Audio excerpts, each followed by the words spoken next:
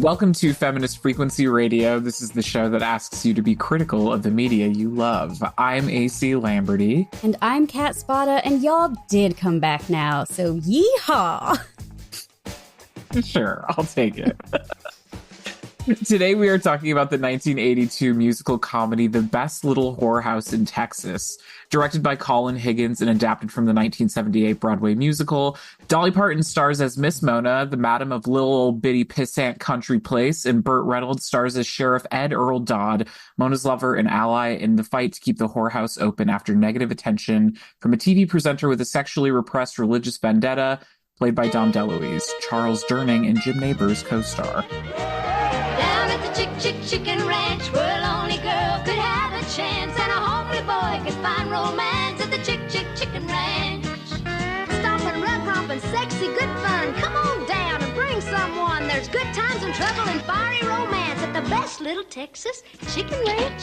So long, partner. Y'all come back now, you hear? Joining us to discuss this movie is Tara Giancaspro, the creator of XOXO Gossip Giancaspro, a weekly Substack including personal essays, pop culture commentary, and the various and sundry of her, quote, silly little life. She has released music under the name Sweaty Lamar, available to stream everywhere, including Abby, I'm Sorry I Stole Your Man, a Jolene sequel from Jolene's perspective. She has been published in Wigwag Mag and Drunk Monkeys Literary, is a Cancer Son, and got bit by a dolphin once, establishing a potentially generational blood feud. Welcome, Tara. I'm glad you're alive. Shalom. Thank you. The dolphin knows what he did. And yes, I do have existing prejudice against the rest of the dolphin clan. Hello there. I just realized as you were reading this bio, oh shit, I'm actually pretty good for this because I wrote a whole sequel to Jolene. Absolutely. I'm actually a reasonable guest for this. Yeah. And that was sort of I was like, oh, the Dolly Parton movie catalog is always an interesting one to dip into. And I know Feminist Frequency Radio has covered 9 to 5 in years past, so we'll link to that. But this one, man, Without Dolly, what is this movie?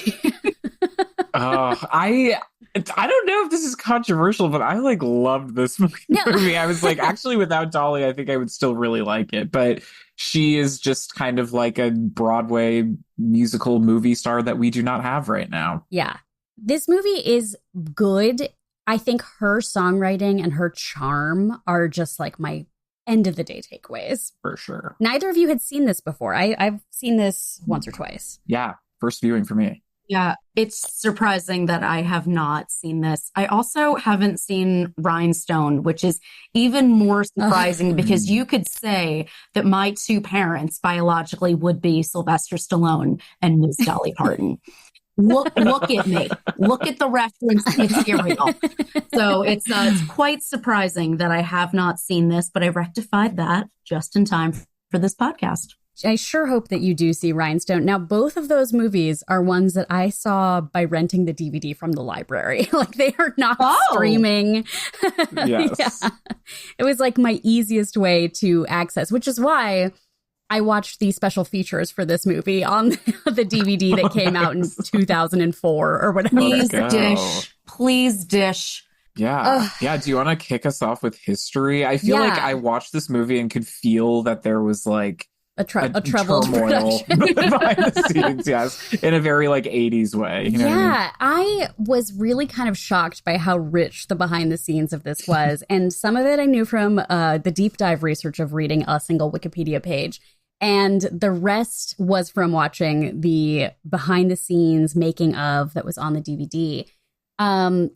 Dolly and Bert were at odds during the filming of this. That's a little crazy to me because they're so sexy. And their chemistry is fucking amazing. But anyway. Well, there's a whole outtakes reel on the DVD that is I don't know if the director, Colin Higgins, who made 9 to 5 before this, which was Dolly's first movie, I don't know if he was just you're both so hot. Why don't we just roll tape for a minute and see what happens? And there is just both of them being get me out of this scene. I am done riffing with you. Brutal. And then the guys who wrote the Broadway musical were I can't believe Hollywood's gonna take our art and turn it into something different than it's supposed to be. And then they were like, well, it's the best little whorehouse in Texas. Like, you know. Yeah.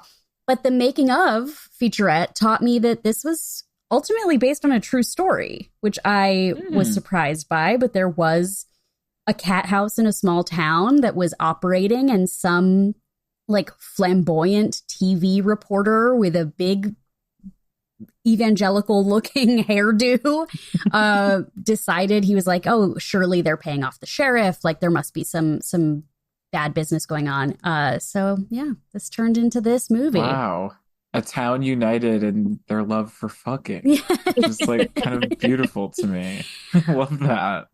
Is one of the featurettes about that fuck ass Bob that he is wearing?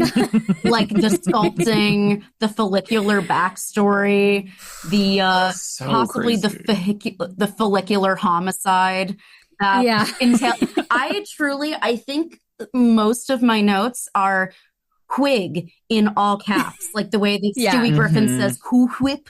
I just kept writing Quig over and over because I needed to remember from last week until today the Quig that the hair budget, astronomical. Yeah, but Unbelievable. I'm guessing that all of it went into very natural extensions and like wig toppers for Dolly Parton.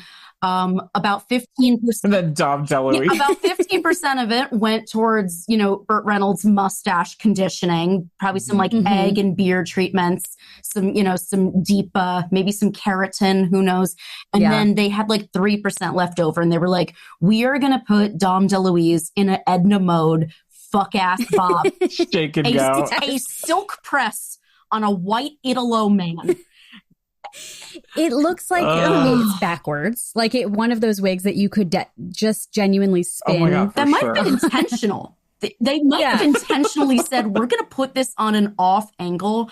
And it's like how in Men in Tights, the mole keeps shifting. Like, like it just keeps moving around.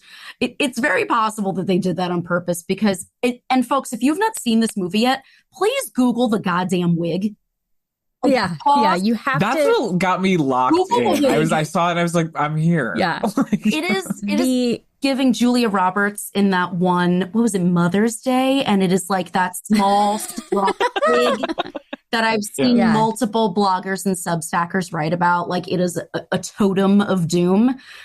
Yeah, belongs for the Drag Race fans, when Tati sings "See Me with Them Hands" in All Stars 2, I believe she's performing in a little cloche of a wig that, and then there's a reveal later on when we see. Yeah, for those who have seen Ryan Murphy's Menendez Brothers TV show. A very similar kind of wig reveal occurs in the show. Like when that happened, when there was a wig snatch, I was like, wow, this is in the zeitgeist right now. There was a wig snatch in the Menendez Brothers TV series? Yes. Okay. Complete diversion, brief tangent, because it really is so funny. The first episode, it's revealed that one of the 18-year-olds is wearing a toupee. Oh, yes. And his mom rips it off of his head in kind of a soap opera style confrontation. It's incredible. Like Marsha Cross. Anyway, something very similar happens in this. The Marsha Cross Melrose Place famously with the scar. Dr. Kimberly or whatever. Yes. They really, not only is Mr. Murphy doing those brothers so dirty, they are in jail. But now you are dragging that man for his premature hair loss. You literally had him scalped on TV. He made peace with it in prison, and now it's being dredged up again. I've seen him in interviews. He looks great with the bald head. I'm like, good for you, King. Oh, but here's Ryan Murphy doing a wig snatch to this poor man, like a Real Housewives of Atlanta wig shift. Leave him alone. Ryan Murphy's been happily bald for many years now, and he just wants everyone else to experience this kind of self-possession. Exactly. They could have given him a Dom DeLuise wig, but they didn't. God. Oh. Yeah, he was my real way in. I was like, once Dom DeLuise showed up, I was like, oh, there are 6 different storylines happening, but I'm here for all of it. And they are all incredibly expensive looking as well. Every new bespoke set, I was like, oh my God, this is crazy. Yeah, that's Hollywood so, doesn't spend money like this anymore. right. Like the exterior of, speaking of Marcia Cross, the exterior of the house is a Universal backlot on Wisteria Lane, where you can find the Desperate Housewives. But yeah, the interiors are beautiful. I did read that Colin Higgins studied Dr. Pepper commercials to learn how to choreograph this movie. And Sure. I feel like there's some really good songs in this. And Tara, I want your like musical take on this, because there's some that show up where I'm like, that's a Dolly Parton song. Like she wrote Hard Candy Christmas about growing up in Pigeon Forge, and you can't tell me otherwise. For sure. And others that have more right. of that Broadway thing. But like, yeah, there's the musical half and then there's the movie half, I feel like. And the movie half, I'm way less interested in. Completely agreed. Well, yeah, they had to have something Man. to sell, you know, something to sell for Yeah. the soundtrack that wasn't so specific, because you have these incredible, like a little bitty pissant country place is not necessarily going to be on the radio. I mean, Right. at least not on like Z100, which is what I was listening to growing up. But then they have I Will Always Love You, spoiler alert. And, Right. you know, that's what's going to sell the soundtrack album. Yeah. They have Dom DeLuise doing Texas Has a Whorehouse in It, also not going to be on the radio. God, I was going fucking crazy. I was like obsessed. It was so good. They're like man, revival dancers behind him. We need to spend time in the fucking locker room musical number, which I was like in tears. Yeah. I was like, this is amazing. I needed it. It felt so good. A plot note for listeners. I will not be surprised if you're listening to this and haven't seen the movie. There is a little whorehouse, and tradition states that the winner of the Texas A&M versus whoever football game will celebrate with a night at Miss Mona's cat house. And throughout this period of time, they're like not open to business because of the legal whatever that's happening because of religion. So we get to see what happens when Texas Aggies win the football game. AC, please take us back. It's being gay in a locker room. Like first, like it's so funny. I really was just like so overjoyed at seeing so many musical numbers with insane like dance breaks. Yeah. Like it was so fun. This is also coming off the heels of me seeing Joker Folie à Deux twice, and I fucking hated it. I don't know why I saw it twice, but like it was.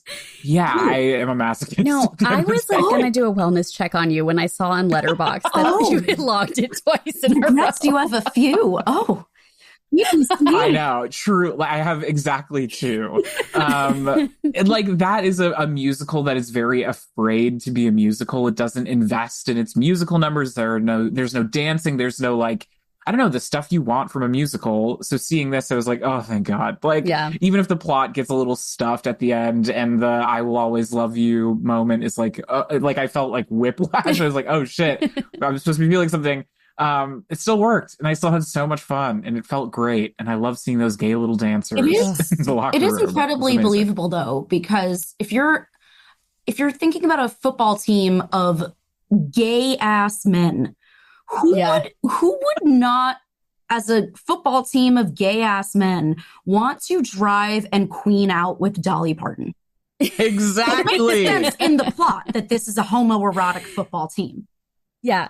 The cute little blonde boy, like singing them on the way. You know, he's sitting there, sitting on Dolly Parton's lap, like teach me how to sew these costumes. Teach me how to feather my bangs. Like he is getting his goddamn life, and she adopts trying him on her wigs as a drag child.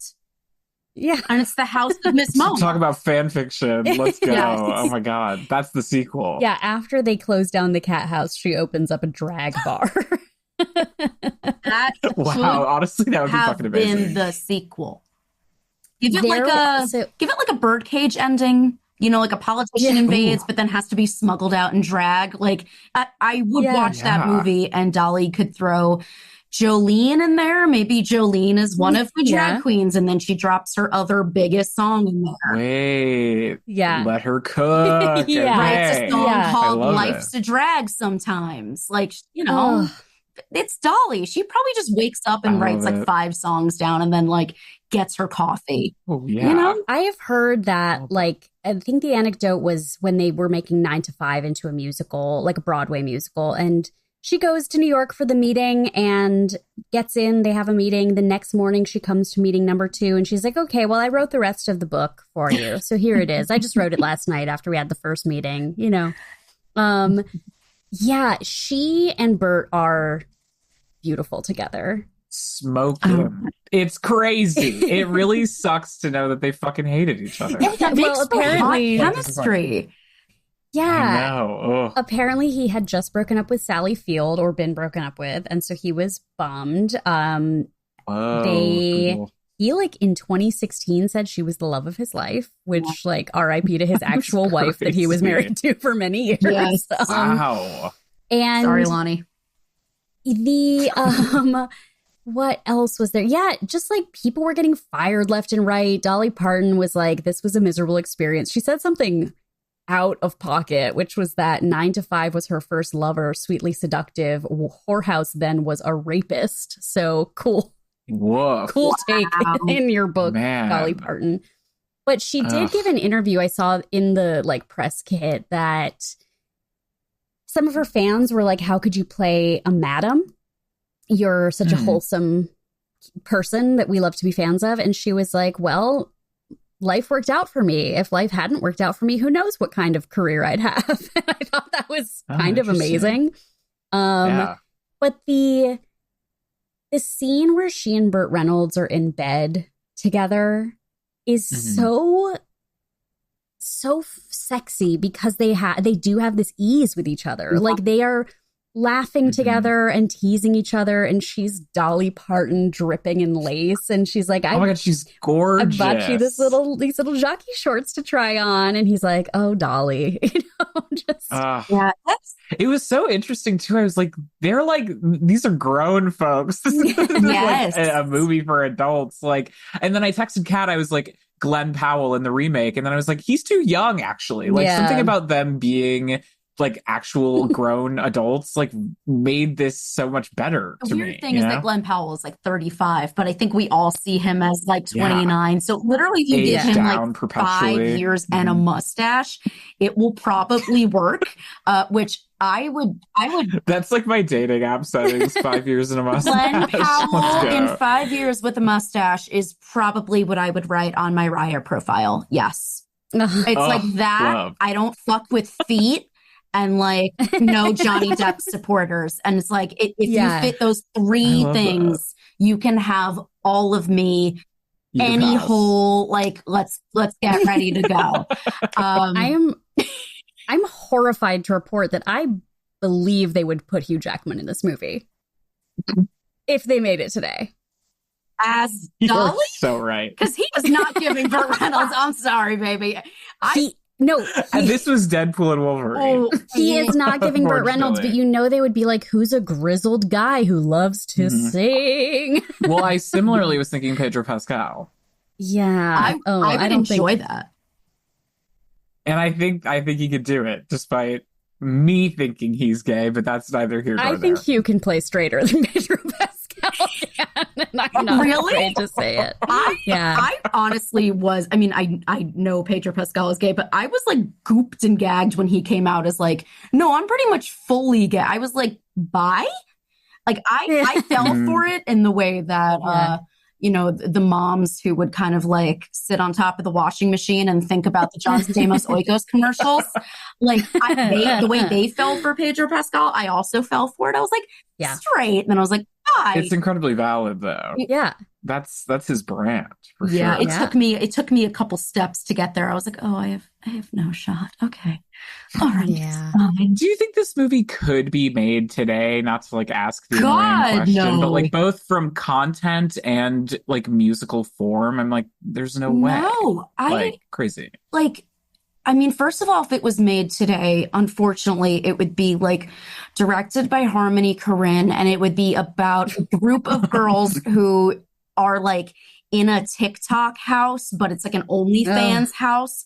Like it wouldn't be sex work. It would be like, well, it would be sex work, but it wouldn't be like physical Yeah. sex work. It would be like only cams, you know, because they would have to call it something that wasn't Camming. OnlyFans.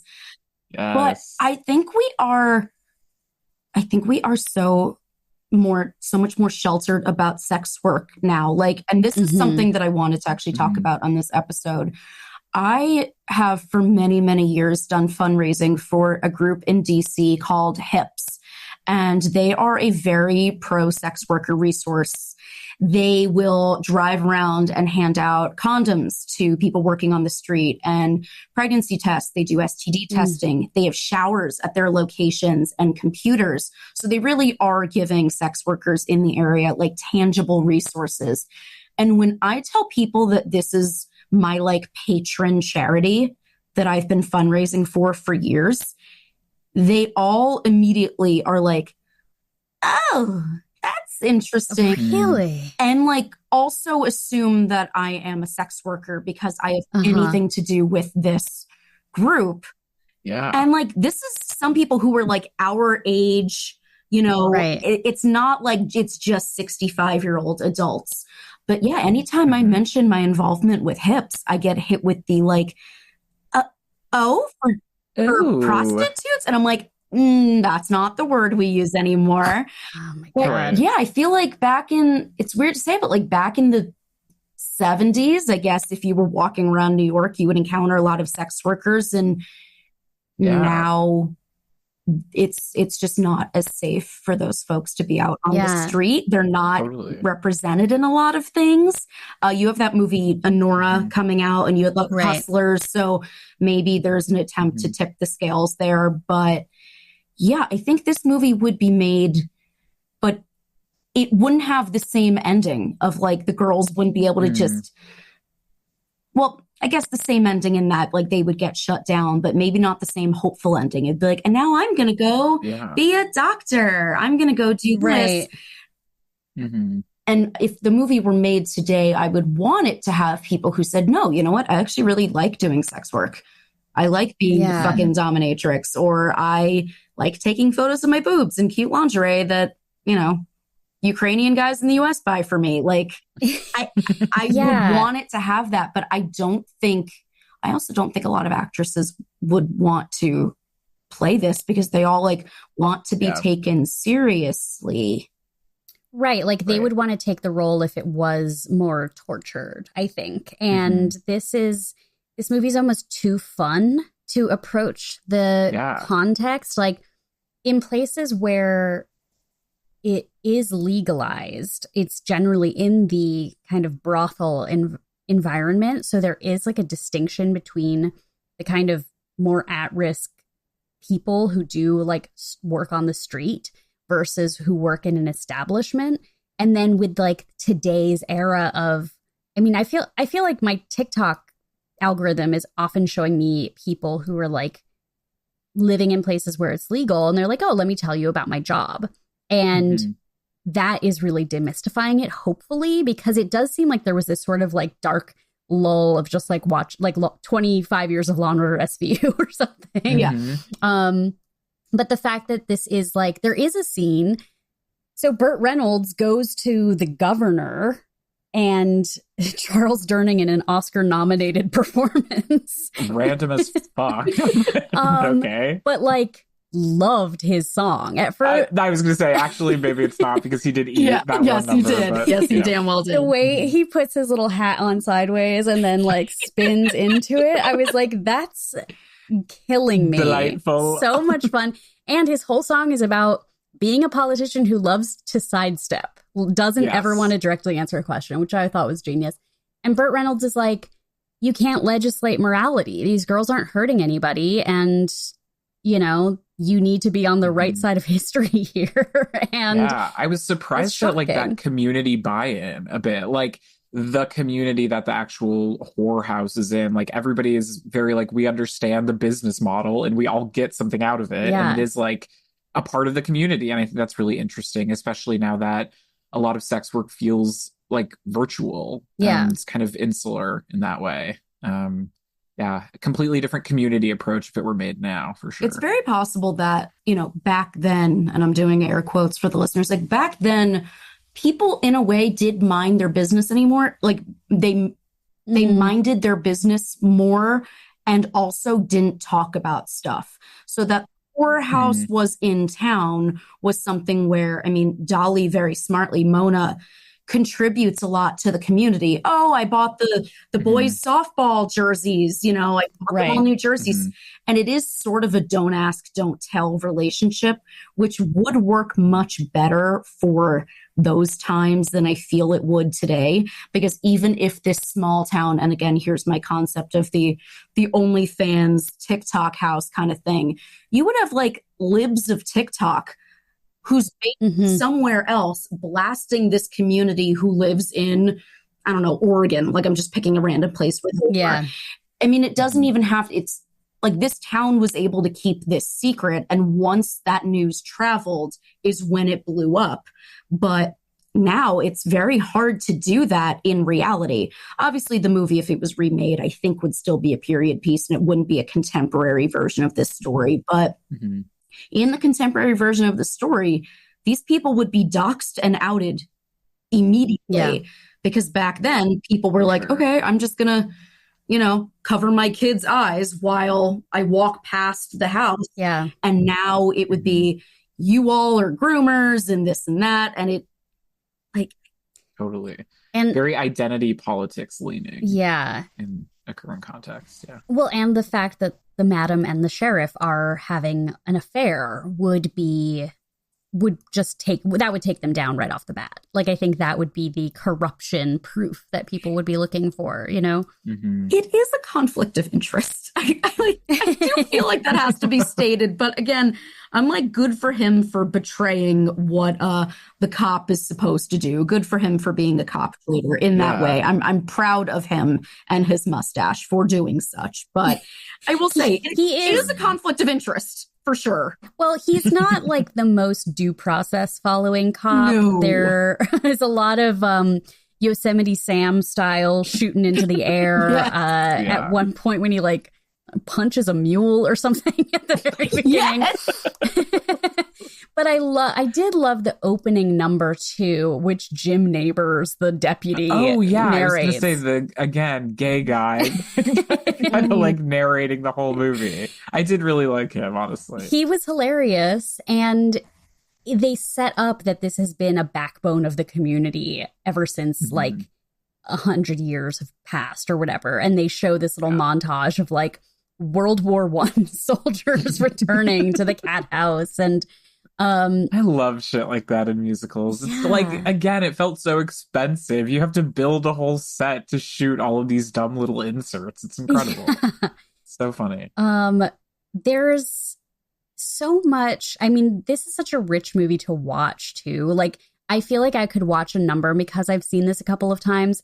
Just like pick one of the dancers and just watch her the whole time and have a great experience, and then do it again with a different dancer and go, oh my God, we're in like a completely different movie. Like, some of them feel very contemporary and others like feel somehow like, I think that's just a musical thing, is where you're like, yes, we're in, you know, 1982, but sometimes it feels like we're in 1952.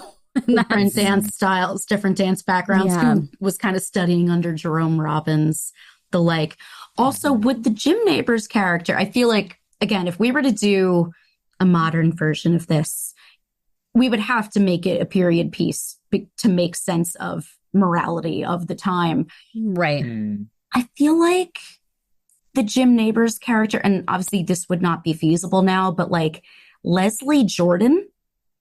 Oh, yes. Oh, totally. Absolutely. Well, he gives Kenneth the Page a bit, like that character. So Leslie Jordan is perfect. I would happily, again, if I were casting this remake, have put Leslie Jordan, or I would have put the wonderful Kenneth Ellen Parcell, Jack McBrayer, in one of these roles, because Jack McBrayer doing the Dom DeLuise with the wig, just put him in that wig. Yeah. Although realistically, that character of what Melvin is going to be played by Cola Scola. Oh my God, that's actually brilliant. Like, it is going to Cola Scola, who we know can rock the hell out of a crazy wig. Yeah. And do a little incredible. soft shoe and do a little fainting couch spell. God.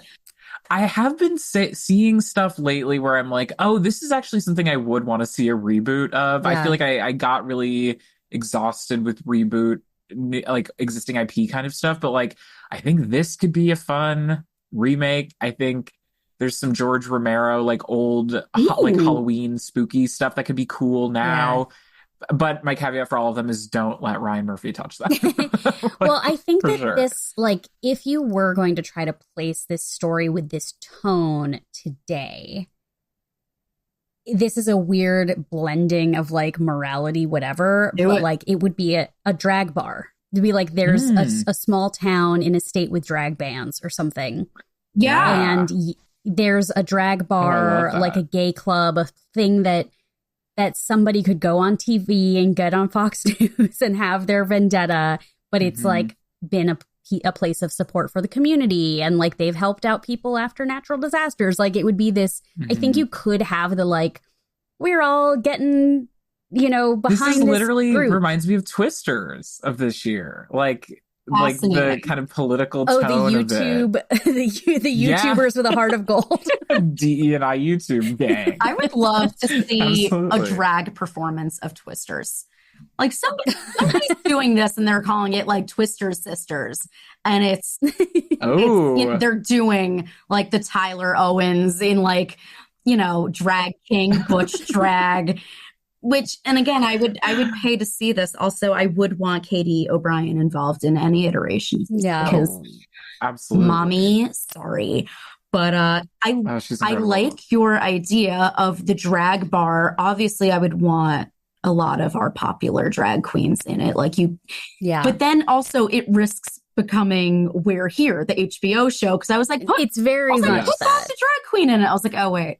Bob has done or this. AJ and the Queen. Just lived experience for Bob. You know, we'll have to find someone to replace Shangela, but we're so prolific. Wow, I feel like we're having a lot of good ideas. Yeah, and look, not to brag, but I did play the tornado in The Wiz in high school.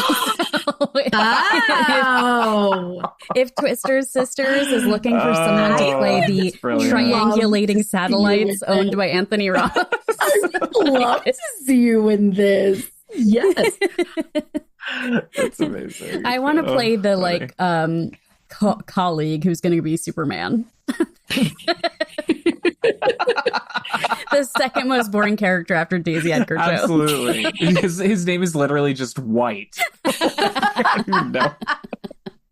But I mean, that's the role I was born to play. He was giving pissy in a way that I kind of liked. Like it wasn't full incel. He was just kind of like, a little foot stompy. I did watch the movie and I was like, diva down. Like as I would watch, I was like, he is going through something. He is being interesting with it. And yeah, it did feel like he was having some diva down moments. And I could just imagine him like logging onto Twitter during these hurricanes and being like, my asshole coworkers, like just like kind of spilling the tea. Fucking hate it here. Posting a passive aggressive Instagram story with a song. He's the one with a LinkedIn post that's like, some days you really learn a lesson about what it means to be a part of a team. And then like a really long story that is unrelated. And then like, anyway, that's why I'm now the sole founder of the worst people in the world. The worst people. The people who should actually be shut down, not the sex workers and not the drag bar patrons or performers. Yes. Who would, and I don't know, because we did talk about like Dolly. Is there anybody who could do this role today with removing Megan Hilty, who would kind of be your obvious, or like Laura Bell Bundy? Like, is there a Black actress that we can think of, or like who would do this? Because I've been trying to think, like people would say Sydney Sweeney because blonde and boobs, but absolutely not. No. Is it crazy to say Lady Gaga? I would have so much fun watching that. But then the problem is that by law, it would have to be Lady Gaga and everyone else is a Muppet. Oh my God. Wait, except Bradley Cooper is back as Burt Reynolds. Now that I and a Muppet brothel. Now Bradley Cooper could do this. If he puts on that actually Paxton Maine totally self-tanner again, like the Jergens glow all over his face. Absolutely. And just bakes in the sun for like 6 weeks. He could do the Burt Reynolds thing, and I think he would be honored to. He would probably take it a little too seriously somehow. Absolutely. Yeah. Yes. Yeah. Like, I'm feeling wistful for this now. He would be like tending a small garden at Lonnie Anderson's grave, like for a little too long to like get into the role. But yeah, I feel like Gaga, I can't imagine Gaga leading an ensemble like this that's not Muppets. Because I hope we have all seen her perform Venus with the Muppets in the seashell outfit. And that, to me, more than any piece of modern culture, does embody the best little whorehouse in Texas. I think we need to shine our light on Lady Gaga right now, and because I heard some she needs it. She really needs it. Yes, she does. I feel like somebody pointed out it's so simple, but like to have the near miss of A Star Is Born with Oscar, but then just that like every subsequent role has just been like less and less stupider and stupider. Yeah, like, and we know she's good. She needs something. She needs something better. As I said to friends at a dinner recently, we just need to get to Q1 2025 and she will be back. Q1. It will be okay. Keep the faith, okay? I feel like Lady Gaga is a little, but she also has Bradley Cooper disease. It's communicable, which is she's a little bit too serious for this. Like Dolly Parton's character, like Mona, my Letterboxd review of this movie is sometimes I'm too busy thinking of Dolly Parton as a philanthropist and a talent, and I forget to think of her as a babe. Like, Mona is giggly and funny, and she is the boss, and she's serious about this business. But like, it's hard for me to imagine Lady Gaga being in those moments where she's like, "Oh, we're just having such a good time." Like, she is not effervescent in the way that Dolly Parton is. And that's why when I think of some of the stage talents we have to like Divine Joy Randolph, like I also think she's always inhabiting a serious side. This role, like, what's so delightful about it is that she has that little twinkle on every line. I mean, literally, y'all come back now. Also, I thought that Bradley Cooper disease was when there are 100 people in the room, but you can release one. It's a visual impairment. It's an ocular degeneration. It's helpful for contact tracing. I actually just thought of someone who would be very good at this, I think, in the Dolly Parton role, which would be Keke Palmer.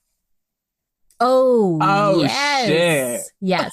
She is that. Fun. Because she's, I always think of her hot ones like, oh, this one's got a little sweetness and a musician. to it. Yeah, she's a singer. Mm-hmm. She's funny. She's like weird but bubbly. I mean, she can be serious in moments. Like, I mean, she's great in Nope, but like she's just so bright and funny, and she's got a beautiful smile, and like she looks gorgeous in everything. Yeah. I think she would be fun. But I have been on several podcasts where we've talked about some concept of a movie, and about 30 minutes in, I'll be like, wait, could Keke Palmer do it? So now this is like the third time that like Keke's agent, I need to be Keke's her team agent. Needs to get in touch. Yeah. Because I'm like, oh, wait, but I genuinely think she could do this, and she would take it seriously, would like work with Dolly on like, do you want to be in the movie? I'll make you an executive producer. Like, do you want to write a song with me? Like, she would. Oh my God, her Cinderella moment. Yeah, she would like pay her. Whitney Brandy. Also, wait, you saying Cinderella just made me think of a version of this movie that was like scored and soundtracked by Carly Rae Jepsen, Broadway's Cinderella.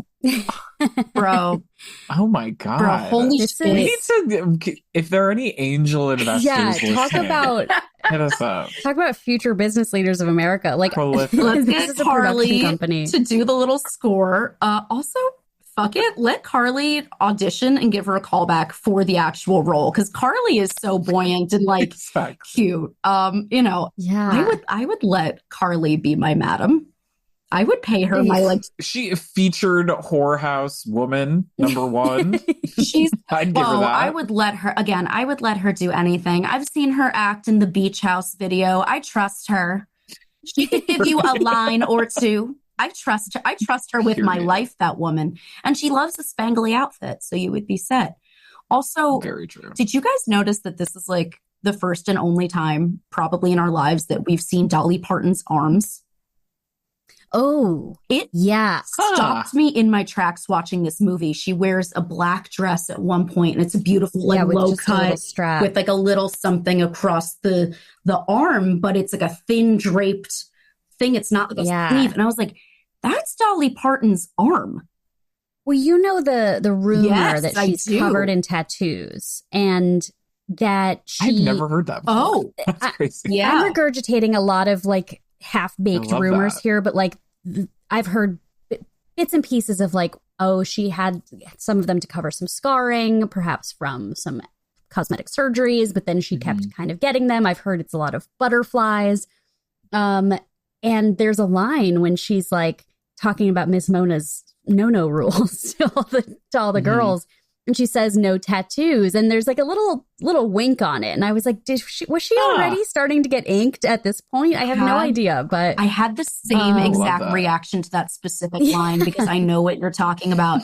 Yeah, that's why if people and A.C, like if you don't know this rumor, that's why she wears long sleeves, and even she wears like gloves or like almost fingerless gloves these days when she's performing that are kind of like painted to match her skin. Now that might be for like arthritis or just like compression gloves, but it might also be because she's even more tattooed than we know. There are some photos on Google. If you look, if she's wearing something white, you can kind of see through it and it looks like there are like black outlines of butterflies or flowers.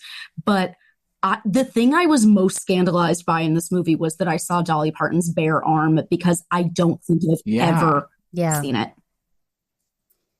So interesting. Yeah, I never heard that rumor, but now I'm putting the pieces together. Crazy. Yeah. So, all right. So I want to ask a question, just kind of bringing us to the thesis of this podcast, of the organization from whence it sprang. You talked about like libs of TikTok and how they might react if this was set in the modern day. Do you think that this movie has a feminist point of view? I actually do. Speak on that. I'm thinking. AC's considering. So again, I've worked with hips for so many years. And even when I was in college, I remember like we watched a movie about a brothel in, I believe, Japan. And I was fighting another girl in class. Like, no, good for these women. Good for them. They're being girl bosses. Like, good for that, which, you know. But I've always been very much on the side of decriminalization and legalization of sex work. I believe that this movie really does something good in humanizing these women. They very clearly have different personalities. They have warm relationships with each other. It could have gone the way of these women all fighting over Burt Reynolds or like, you know, cat fighty kind of stuff, or who was ratting because they wanted to sleep with the governor. Like it could have gone in that way. And all of these women instead are actually taking care of each other. And even though at the end of the movie, they are disbanded, they do walk away with their heads held high and they do have other dreams for themselves. But it's very possible that in the world of this movie, some of these women might return to sex work and say, you know what, I'm really good at this job of taking care of people. You know, I'm really good at dancing for men or dancing with men, or I'm really good at this kind of customer service job. Yeah. And there's some pride in that. So I do actually feel that this movie does. And also the people who are against them are buffoons. Like Dom DeLuise, who wears that fuck ass bob wig. He's a buffoon, and he's not painted as a sympathetic character. He's painted as a sensationalist who ultimately is more loud and flashy and in your face than the sex workers, because he's the one who busts in and is happily taking pictures of naked women and identifying the men that both. He actually goes and doxes these people who are doing this, and they're not fucking in the middle of the town square. They are having sex in bedrooms. So the people who are against the sex workers are painted as buffoons, painted as violatory. Yeah, and not breaking and entering. Not the people we're rooting for. I mean, you have Burt Reynolds, yes, who's like the male lead that men can look to. But even your male lead is engaged in a romantic relationship with a sex worker, one that we hope works out. And our protagonist is a sex worker who we want good for. I can't imagine watching this movie and being like, well, yeah, the chicken ranch should close and these women should go get college degrees in 19 whatever. Like, what else is there for them to do that's not deeply shaming? Yeah. Your note on that they all leave this with their heads held high, I think is really nice. Like that they're all safe. They're all like protected by this environment. Yeah. The word feminist is mentioned. I think Burt Reynolds says this is that they are in support of the decriminalization of prostitution. And I couldn't really remember well enough. I was like, okay, second wave feminism in the 60s and 70s. Like, I don't know that the movement was unified on its support. It definitely was not unified. Yeah. Of like pornography, like let's say as probably the most visible part of that conversation. I feel like there were a lot of second wave feminists who were against it as being anti the liberation of women. And then there were probably more later on feminists who were like, we can't have feminism without supporting sex workers. But this movie, I think, is so much more progressive than probably a lot of media portrayals in 1982 would have been. Sure. Yeah, we have SWERFs today. I mean, there's an acronym for them. So this movie, you know, again, as you said, it's very likely that there were feminists who were against sex work because it's submitting to the man or being financially beholden to men because men are the ones paying your bills. So there's that. And there's also the side that said, okay, but we're going to get ours. We're going to get ours off the backs of men. We're going to get ours. And, you know, and we're going to have these small businesses and look after each other. So, yeah, it is, you know, it definitely would have been divided. But this movie comes down firmly in the side of like, these women really weren't hurting anybody. We don't see anything in the movie of people getting STDs, getting pregnant. The only kind of infidelity that's expressly named is whatever Burt Reynolds has with the woman in town, which I felt, I would love to know what you guys thought of that and what that's supposed to represent or how you felt that was conducted in the movie. Right. Was Ed Earl in a closet of sorts? Yeah.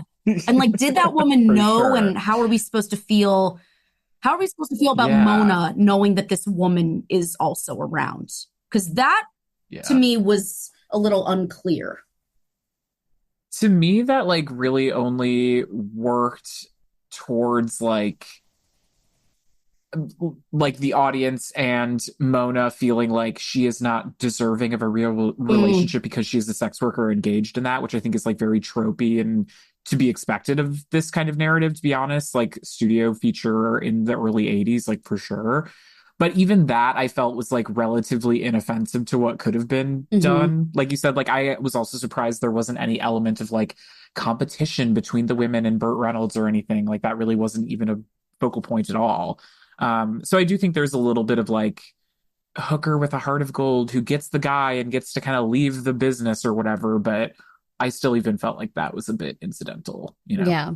Yeah, I guess the epilogue is like he does go into politics and win his seat or whatever, and she's his political wife. And it was kind of like, that strains credulity maybe, but yeah, that she and that woman had like a respect for each other, I think. And there are these moments where Burt Reynolds is like being sensitive, I guess, where he's like, you know, I haven't been with anyone else for a couple of years. And she's like, I didn't know that. But there's not a lot of pressure put on that conversation to be like, well, you need to stop what you're doing because I want you to be my wifey. Like, it's not really. It really only is ever kind of an economic conversation or like a legal situation between them where he's like, well, you know, I had to fucking do it to him. Sorry. But it's never about like, I feel like what you're doing is wrong. Yeah. So. Yeah. Well, we will link to Hips in the show notes. Thank you. I would love that. So that people Sure. can find out more and how they can help. I also want to mention that the director of this movie, Colin Higgins, established the Colin Higgins Foundation in 1986, 2 years before his own death, to provide support for gay and transgender youth. He was diagnosed with HIV in 1985. He was openly gay. And I loved when I read this that he was able to establish his own legacy before he passed away. That's beautiful. I feel like you hear stories of like somebody tragically gone too soon and then people trying to keep their name alive. I just really loved that he was like, I am taking action and I'm establishing the Colin Higgins Foundation while I'm here. And I thought that was pretty, again, important. Yeah, and poignant and pioneering and a lot of P words, all good P words there. Yeah, I did not realize that the director of this movie was queer and out as queer. And that, I think that's why this movie is so sensitive. Again, I think that's why this movie is so adoring of its women. You also have, I forget her name and I regret that I forget her name, but Jewel. Teresa Merritt playing Jewel, and that character, I think, is really given a nice role in it. She's seen as like kind of a best friend. Like a partner. Yeah, like really a true partner as opposed to just the conventional mammy trope that we would hate to see here. Like she's the one who's closing out the house. And then it seems like she and Mona are going to go off together.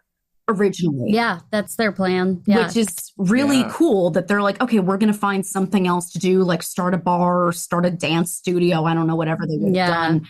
But it doesn't surprise me now learning that this is a queer director who would have had a finer attunement to how to visually portray women, you know, to understand women and to really uplift them. And that's really Colin Higgins is a really interesting character, like as a participant in Hollywood at this time, like to have made 9 to 5 and look at that portrayal of women, right? But his senior thesis was an early version of Harold and Maude, which he wrote. And he wanted to direct it, but he had not directed before. So ultimately Hal Ashby directed it. But also like what an interesting point of view for this man to like go from these stories to one to the other. And of course I don't know anything about these guys who wrote the stage musical. Okay. But they were displeased that a gay man was hired to direct it. Shut up, not you, them. I know. Them. It's so funny because like to them, they're like, as if a gay man wouldn't understand, I don't know, the horniness of it or something. And it's like, do you understand that a straight man wouldn't know the first thing about what to do with Dolly Parton? Like, also, you're writing a musical, get over it. Exactly. You're writing the most camp musical about so such a weird, fascinating, such a weird thing. This is putting so much into perspective. Like only a gay man would put Lily Tomlin in 9 to 5 and give her the arc and the coolness. Like only a gay man, I feel like, would know what to do with Lily Tomlin. Yeah. And like, yes, like queer women too, but if we're talking about men, 9 to 5 to me as an executive assistant myself, I watched it and I was shaken to my core of like, this movie actually gives dignity to my job. And so I've always been very grateful to that movie because when people say, do you really just want to be an executive assistant all your life? I'm like, have you seen 9 to 5? These women rule everything and they have the capacity to commit murder. Don't fuck with us. Absolutely. We know how to like dish out light torture. But that's another movie where women are, and of course, Jane Fonda, again, I feel like a gay man would really know how to work with Jane Fonda. Like these are women that, like to me, real men know how to appreciate and work with and light and dress. And I'm saying real men, and you all at home can interpret that as gay men, and I might not necessarily correct you. Just saying. Well, that has been the best little whorehouse in Texas. But listeners, we have a little treat for you at the request of our lovely guest, Tara. Is the, long-awaited return of some weird ass game that AC and I play sometimes. But this What's one wrong with me? is if what's memory wrong with serves. me. It's what's wrong with you. It's what's wrong with society and culture at large. Weird. So I've sort of come up with this game on the spot, inspired by a TikTok trend that I saw recently, So smart. which was this filter would place the user at the head of a table, and then it would rotate through celebrity men's pictures would rotate through the other seats at the table until the user selected that they were happy with the 7 men sitting with them, Sure. to find men I would trust with my drink. Oh, boy. So- Psycho. I saw this on TikTok. It broke my brain into mush. I was like so kind of upset and disgusted by it. At the same time, I was baffled by people's celebrity choices because people seem to be following the rule, these are guys I like, which is very different from like men I would trust, strange men I would trust with my drink. Yeah. And then when I turned the sound on and I realized that the song accompanying the filter was The Room Where It Happens from Hamilton, I almost jumped out a window because I was like, I live on the first floor. This isn't good enough. So insane. So I think what we should do is we should each pick 2 men that we would put at the 2 celebrity men Oh that we my would put at God. the table. Now, the question is, Not should- just guys you like, not just right? guys you like. I mean, that's Okay. the thing. Like, so on these, people would put like Harry Styles at their table. And I was like, what? Like, Harry Styles is not a Harry Styles paragon. doesn't care about anyone. I would trust Harry with my drink, but he's not the first person that comes to mind. It just, to me, that smacked of like, oh, I like him. I love him. And it's like, yeah, but you're supposed to be picking like the most, it would always be Harry Styles and Barack Obama. And I was like, what? I mean, sure. Like, yeah, sure. I also feel like I could, whatever. Could probably beat up Harry Styles. But yeah, I'm wondering if for the purposes of this game, if we should limit it to like men that are currently alive or... Yes, I think yes. Okay. I have, All right. I I have have one my off the 2. dome. They are living. They are able to physically guard my drink at this current time. Okay, we're going to do a round robin. So we're going to go Tara, AC, and me, and we'll do our round, and then we'll then we'll be at the table and in the room where it happens. Okay. Oh, I'm really My scared. first- Okay, do you want to start? My first Tara's would be up first. deeply, deeply obvious to everybody. I shouldn't really have to explain it, but I would absolutely trust Rick Moranis with my drink.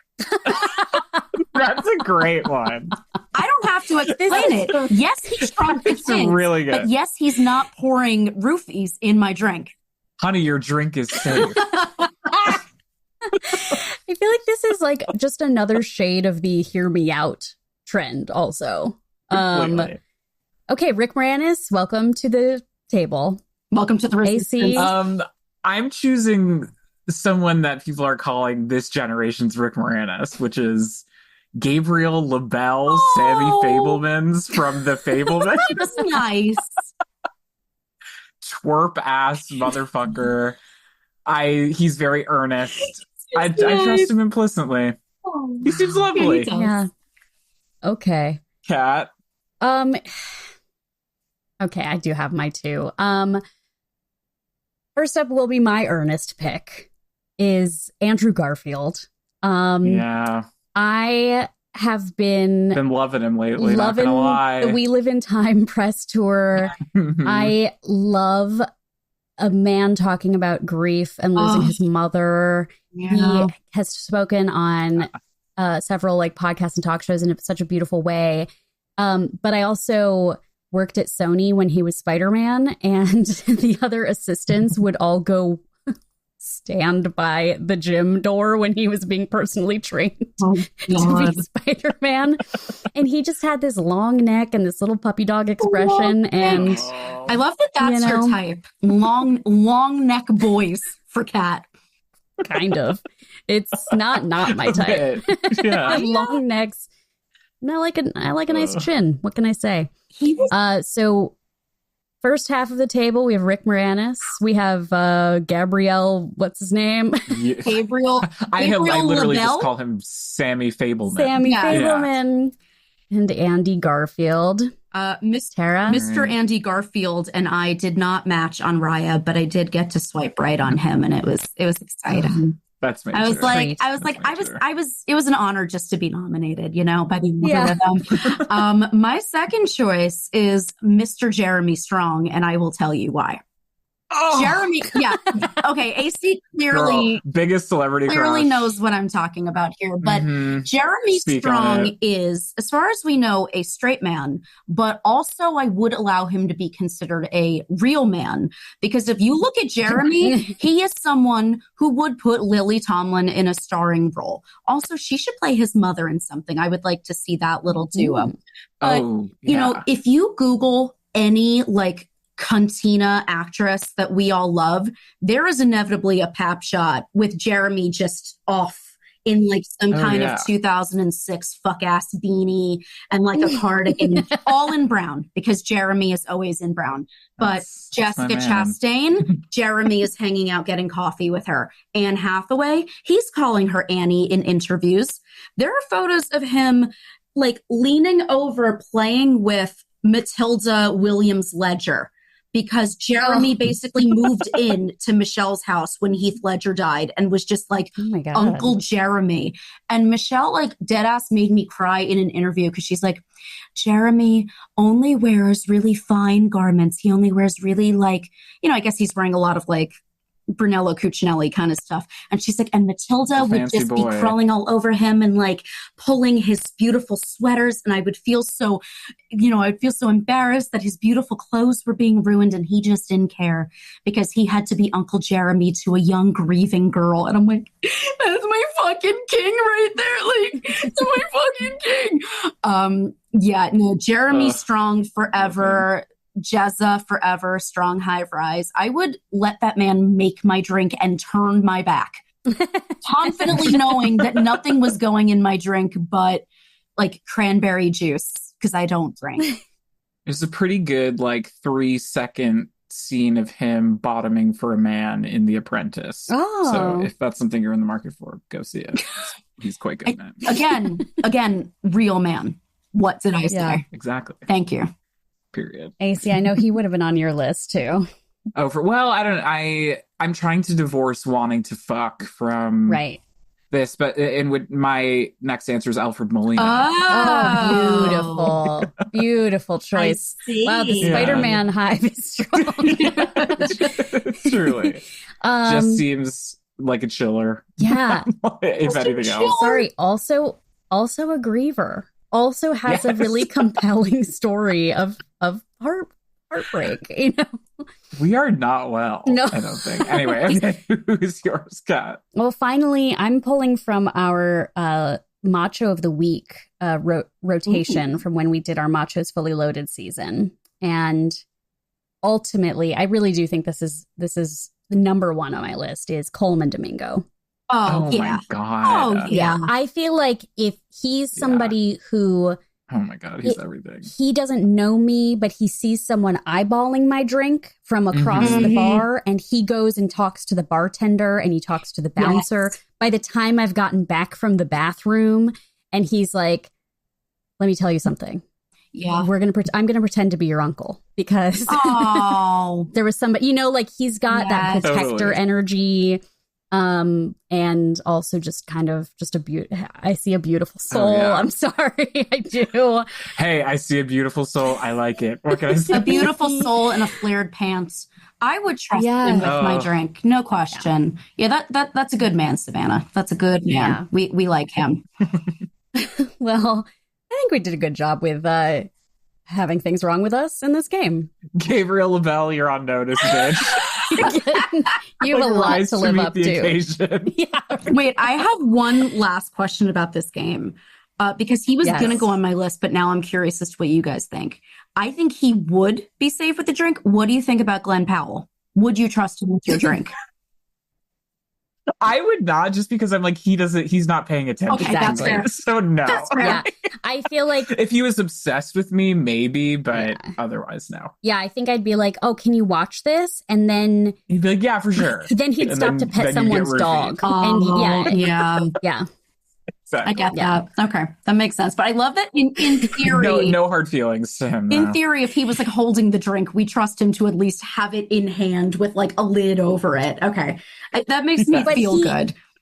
But I feel like he's also that kind of myopic man that like if he handed it to someone else and then I came back, he'd be like, oh, someone else held it. That's fine, right? Like, I don't think he has the wherewithal to be like, oh, why is the drink watching an issue? Like, I think he's a little too. If we're casting this remake, I think the person that is holding our drink has to be responsible with it. So he might have to be ruled out. Now, I would let... He could play Jim Neighbors.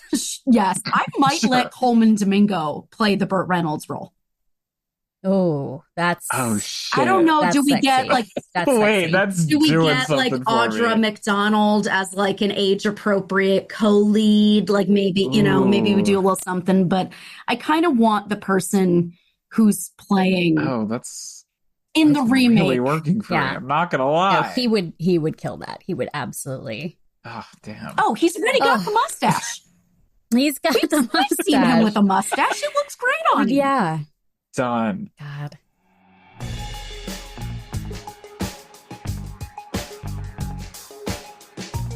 Well, that has been our show for today. Thank you, Tara, for joining us. Where can people learn more about you? Sure. So I am online at Sweaty Lamar, which, to make this really feministy, is a play on Hedy Lamarr, beautiful actress and inventor of Wi-Fi. So that's on Twitter and Instagram. I have a Substack, which is taragiancaspro.substack.com, as mentioned before by Kat. And I write about things like this, pop culture, sex, dating, life, movie reviews. I post a lot of photos of my two beautiful small cat children who were present with us during this conversation. And once again, I would love to shout out HIPS, which is a great pro-sex worker, pro-decrim resource.